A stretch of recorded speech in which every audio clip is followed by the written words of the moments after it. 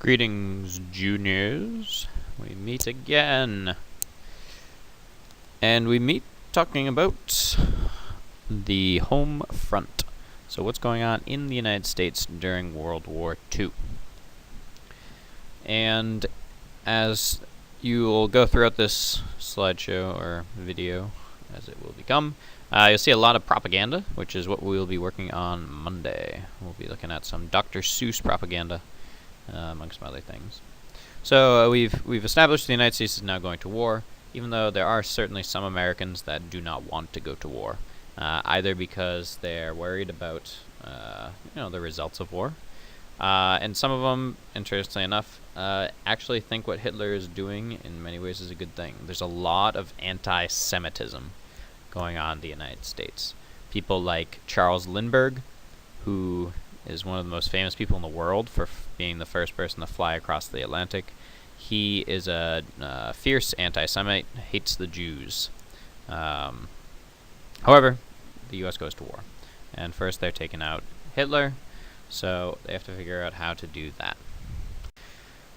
How to pay for the war is the first big question. And to do so, the biggest thing is war bonds. You can see two images here. Encouraging people to buy war bonds on the right, as they're being used to make planes, tanks, submarines, all sorts of other things.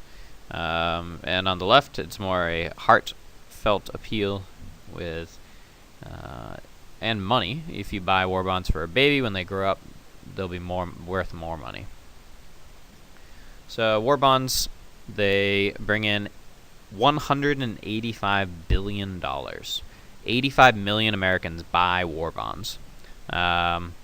So the U.S. is borrowing a lot of money. It's really one of the first times the U.S. has to borrow money. And as we've seen since then, it's very much become this kind of debtor nation that the U.S. owes money. And it's really showing that a lot of Americans are willing to help. Certainly, yes, there's people like Charles Lindbergh that are saying, no, let's not go to war. But there's a great surge of people wanting to volunteer, wanting to help the country defeat the Germans. And one of the first places that occurs is with industry. Industry is switching from making what you see here, they have been working on cars, to what we have here, which is tanks. So there certainly is industry around. In the Great Depression, a lot of it shuts down because there isn't much desire for consumer goods like vehicles. But during the war, it reopens. So we have now a transition of industry, and it's really one of the reason why the U.S. gets out of the Great Depression is what we're going to see here with production. While being certainly produced, there's also rationing going on.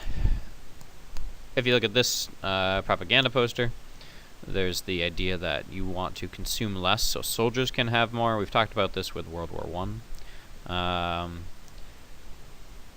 They're rationing the amount of goods that people can use. This is actually a World War I poster. So similar things are going on in World War II.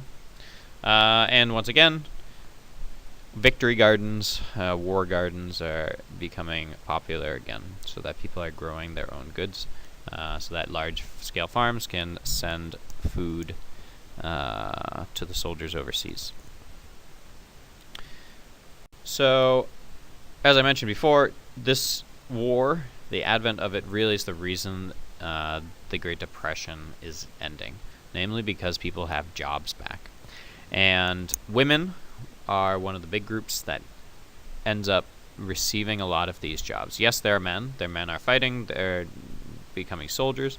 But women are jumping into new jobs. They're developing new skills. There's a whole lot of opportunity for women. And a lot of them come through WACS, Women's Army Corps. Women's Army Corps. WACS.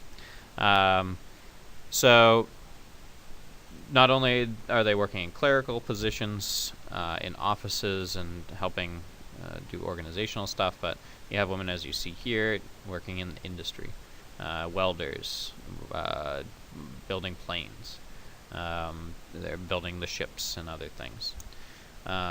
Women of all races, and women of all backgrounds. So it really helps that posters like this you see, that women are saying that this is their war too, that they are not just letting the men fight, that they're going to contribute just as much, just in different ways. African Americans are also gaining a lot of opportunities through the war. While about 65 million women are hired during the war, there's about 2.5 million African American males that are registered for the Army. There is still a great deal of segregation in the units, and some of the, well, probably the most famous one is the Tuskegee Airmen, who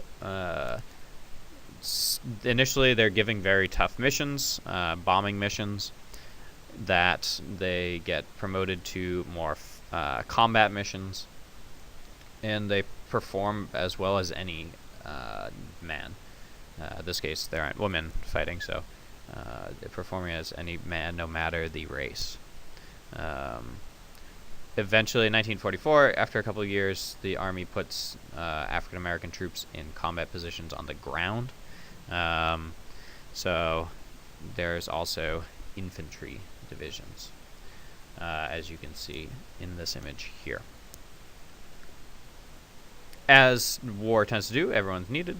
Everyone is valued for their skills. The more interesting groups are the Navajo Indians. This is a memo here recommending that 200 Navajo Indians be recruited into the Army. And certainly for fighting, but the biggest one, if you've seen the movie Windtalkers, Navajo Indians, they speak a language that no Europeans knew about. So when it came to codes, what happened is the United States started using the Navajo for communication, and the Germans had no idea how to decipher their codes because it wasn't based on any languages that they knew. So through this group, as you can see here, called the Windtalkers, the United States was able to communicate with troops and across enemy lines without fear of the enemy troops deciphering those messages. And when it comes to war, surprise is of essence. Hispanics, namely Mexican Americans, are also serving in the Army and the Navy.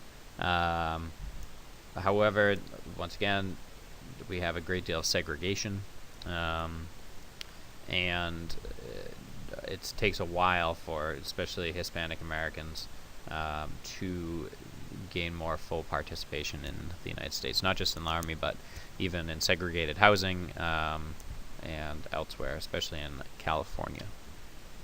And as we mentioned, we have Japanese Relocation Act. We've already talked about it, but interesting enough, the act is challenged in Congress, or in the Supreme Court, in 1944. It's called Korematsu versus the United States. And it is upheld that, according to the Supreme Court, since the United States is a state of war, and there is a great fear that what the United States is doing is legal.